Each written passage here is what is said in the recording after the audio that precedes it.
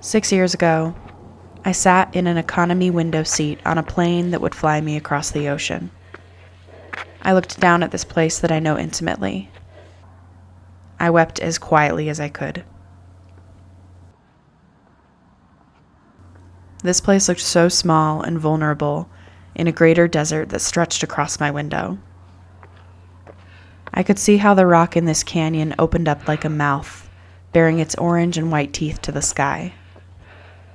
I could see where it fit into the topography, connected to the basin and range valleys to the east and the giant cliffs in Zion. I lived an entire life here. I cried for the person I'd been in this place and the life that I was leaving behind.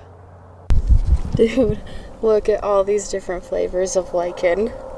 These ones are sticking off the wall. It's so cute. Look at that one, plastered in the cracks. They're all kind of zazzed up right now because of all the rain. So they're plumping, absorbing the water.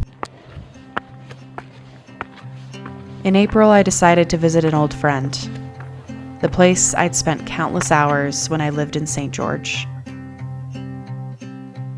I've climbed this white sandstone in the dog days of summer, when the rock holds heat long into the night. There were other times in early spring when I'd bring a jacket and nap on the cold stone, hiding from the icy desert wind. Once my roommate and I followed a faint cairn trail up the north side of the mountain. When we hit a crumbly ledge that felt too exposed, we turned around and found out that descending was more treacherous than we could have expected.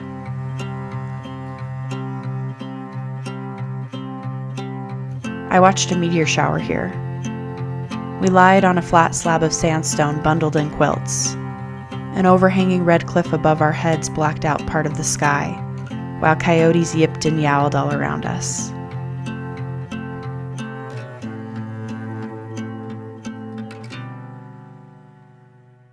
Today, this is a place that I hardly ever think about.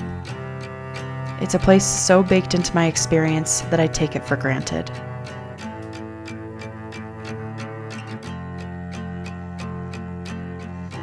When I was in school studying literature, we'd discuss the importance of setting and physical environment a novel took place in.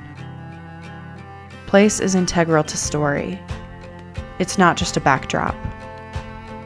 Place and setting develop characters, reveal themes, and advance the plot. I used to come up here all the time when I was in college, especially my first 2 years. I thought that I was depressed, but actually I was so deep and so stuck in grief. And I would just come up here and sit, and I felt so alone. Come up here and the ravens would chortle at me, and I think that really is when I started talking to ravens, because gotta find a different path here, because they actually witnessed me and they acknowledged me. I don't really know why I felt like coming back here so strongly. I'm working on this big project, this big hiking project right now, and this is truly like a total detour from accomplishing any of that. But I kind of don't care, because I just feel like this is where I sort of need and want to be right now.